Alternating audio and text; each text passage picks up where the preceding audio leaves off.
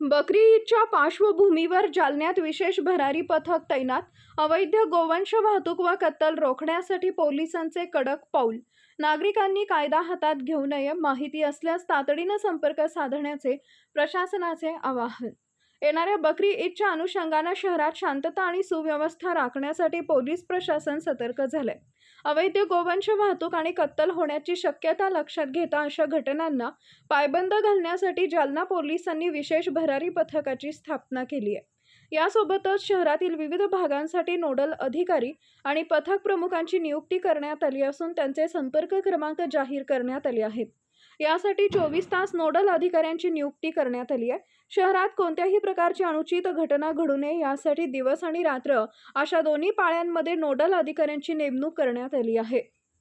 यामध्ये सहाय्यक पोलीस निरीक्षक सचिन खामगळ रात्रपाळी आणि पोलीस उपनिरीक्षक राजेंद्र वाघ दिवसपाळी यांच्यावर मुख्य जबाबदारी सोपवण्यात आली आहे.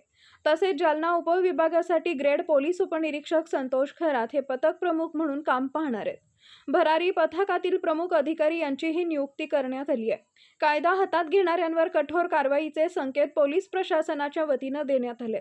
पोलीस प्रशासनानं स्पष्ट केलंय की काही नागरिक संघटनांद्वारे अवैध वाहने स्वतः अडवण्याचा प्रयत्न करतात, ज्यामुळे कायदा सुव्यवस्थेचा प्रश्न निर्माण होऊ शकतो.